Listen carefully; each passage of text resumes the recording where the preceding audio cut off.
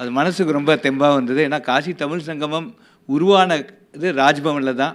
Honourable prime minister வந்து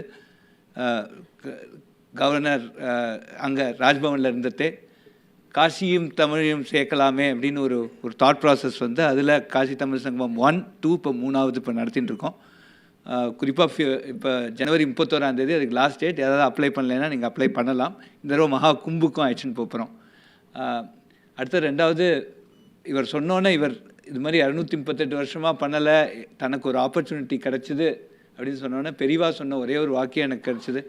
அதாவது உனக்குன்னு ஒன்று தலையில் எழுதியிருந்ததுன்னா நான் வேண்டான்னு நினச்சா கூட அதை தடுக்க முடியாது. அதனால் பெரிய பாக்கியம் அவர் கிடச்சிருக்கு.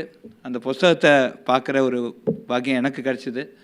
ரொம்ப நல்ல தத்ரூபமான, அப்படியே நிஜமாகவே காசியில் அந்த கோவிலில் கர்ப்பகிரகத்தில் இருக்கிற அளவுக்கு ஒரு நல்ல ஃபோட்டோகிராஃப்ஸ், பெரிய பாக்கியம் இருக்குது. எங்களுக்கும் தமிழ்நாடுலேருந்து காசி இப்போ தமிழ் சங்கமத்தில் இந்த வருஷம் இந்த புக்கோட சில காப்பீஸ் எடுத்துன்னு போய் அங்கே டூரிங் காசி தமிழ் சங்கமம் அதை டிஸ்ட்ரிபியூட் பண்ணலான் இருக்கோம், அங்கே டிஸ்பிளேக்கு வைக்கலான் இருக்கோம்.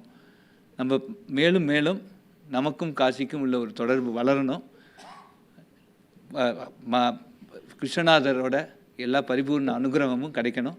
இன்றைக்கி கபாலீஸ்வரர் சன்னதியில் அந்த பிரார்த்தனையோட இன்றைக்கி இந்த ஃபங்க்ஷனுக்கு வந்ததுக்கு ரொம்ப எனக்கு நிம்மதியாகவும் இருக்குது, பெருமையாகவும் இருக்குது. வணக்கம்.